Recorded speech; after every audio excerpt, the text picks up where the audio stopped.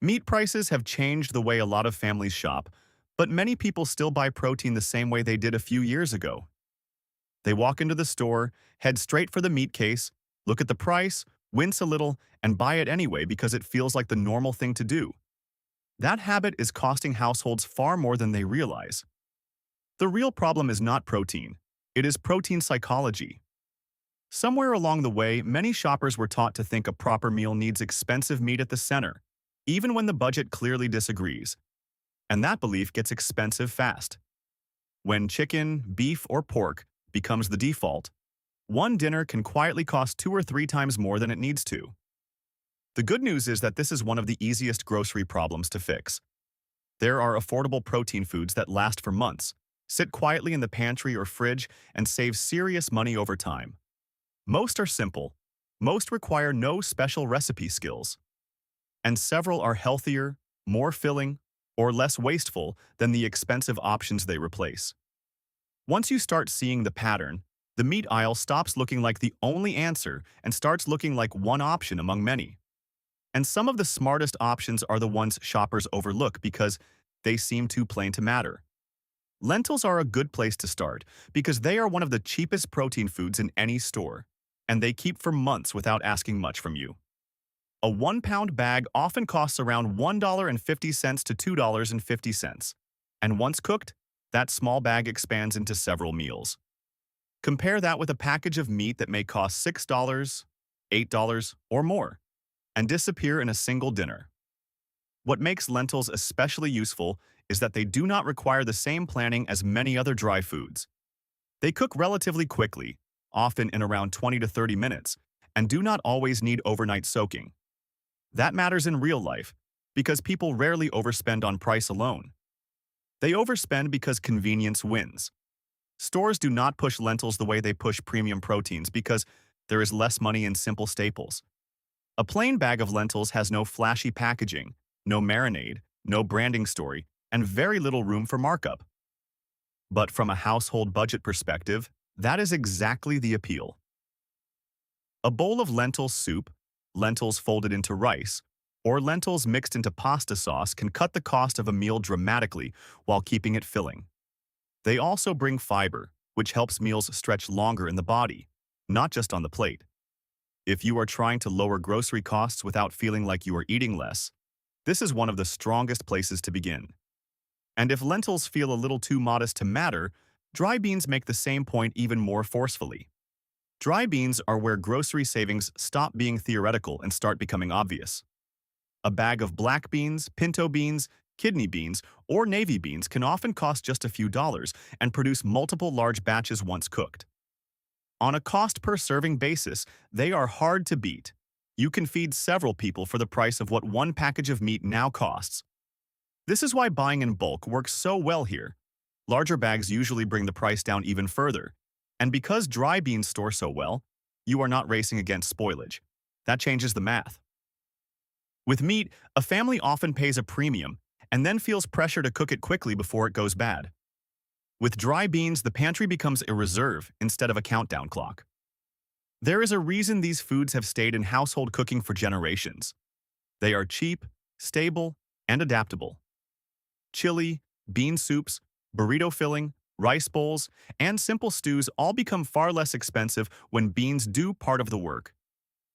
Yes, they take soaking or longer cooking, and that is the trade-off. But the financial return is substantial. Spending a little time to save several dollars per meal is one of the few grocery trade-offs that still makes sense. And for people who hear all of that and think, I understand the savings, but I still need something faster, that is exactly why canned beans deserve their place too. Canned beans are what happen when affordability meets convenience. They cost more than dry beans, but they are still usually far cheaper than meat, and they remove the planning barrier that causes so many good intentions to fail. Open the can, rinse them if you want, and they are ready. That ease matters more than people admit.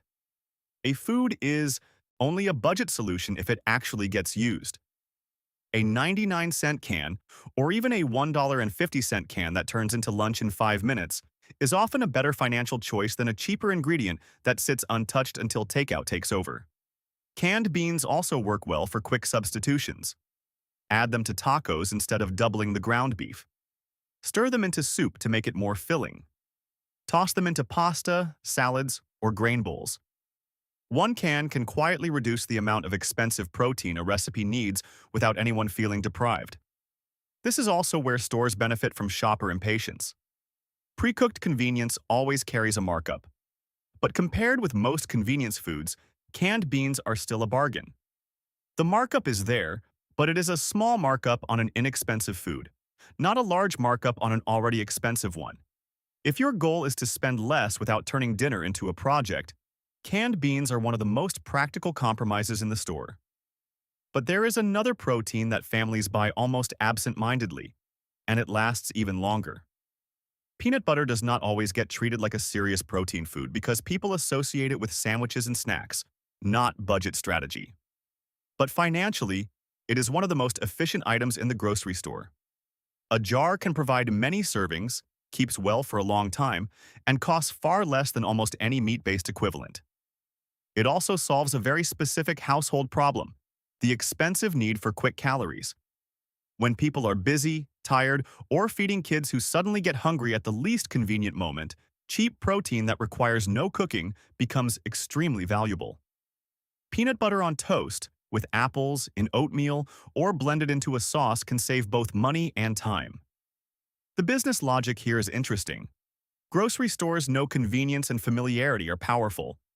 Many shoppers will spend far more on individually packaged protein snacks or refrigerated grab-and-go items when a jar of peanut butter could do the same job for a fraction of the cost. The difference is often branding, packaging, and perceived sophistication. There is one practical note.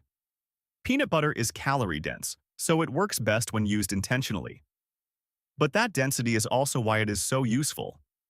A small amount goes a long way, and for households trying to stay full on a tighter budget, that matters.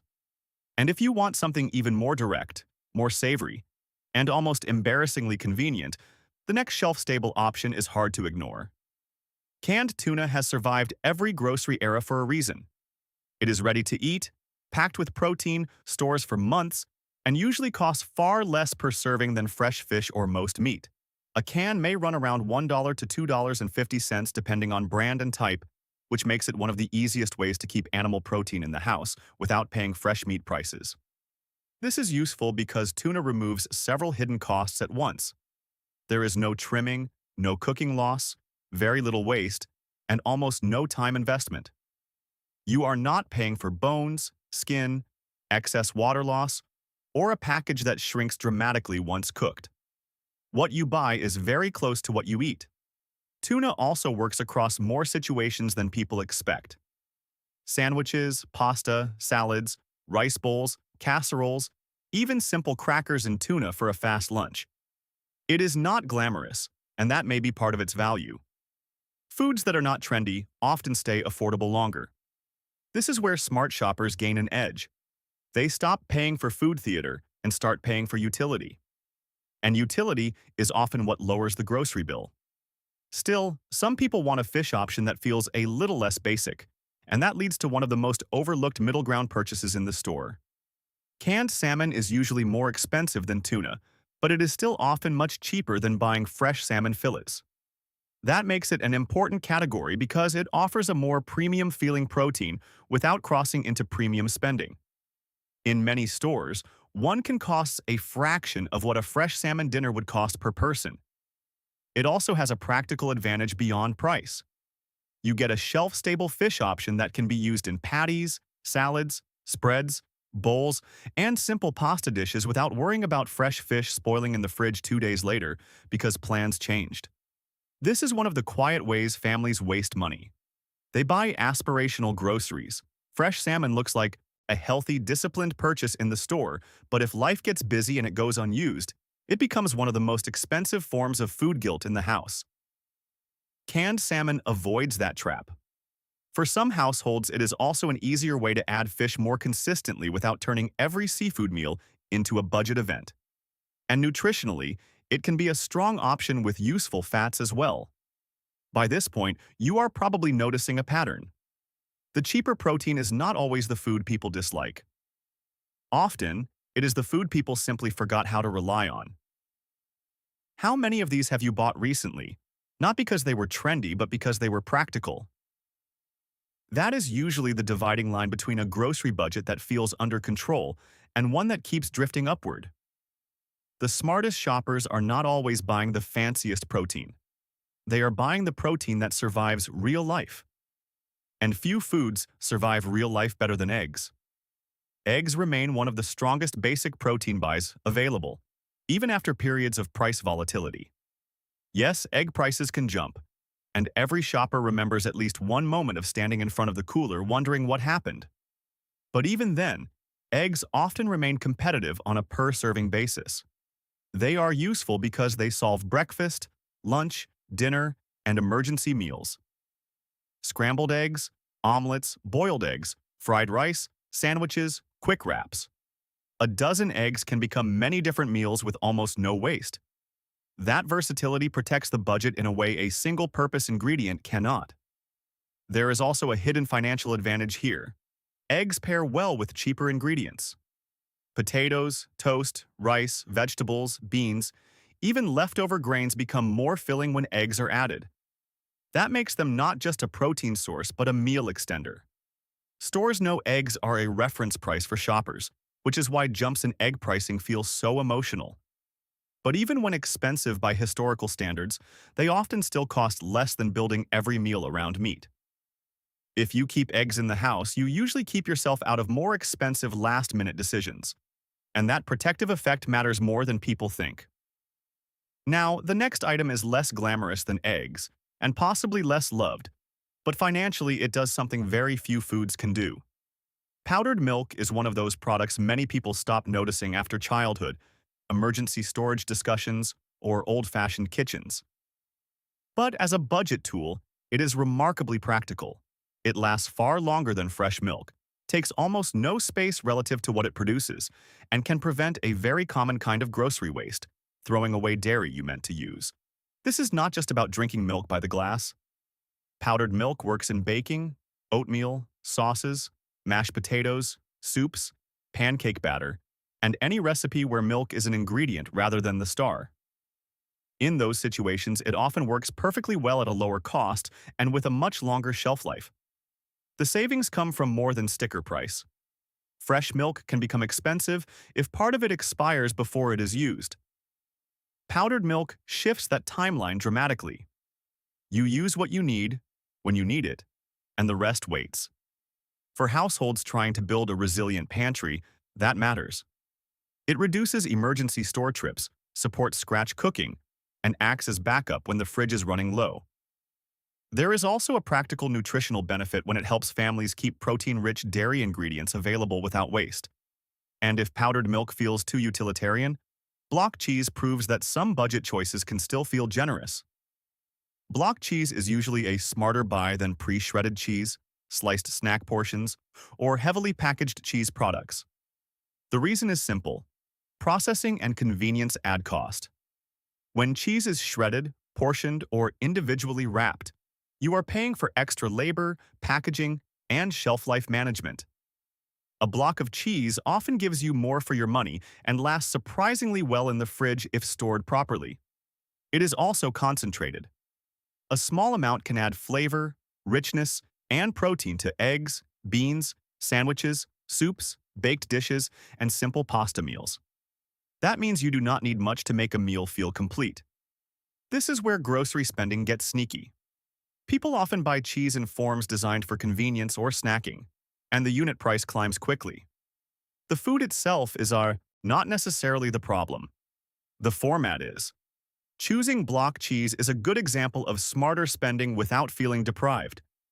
You still get the comfort and usefulness of cheese, but you are no longer paying extra for someone else to do the grating.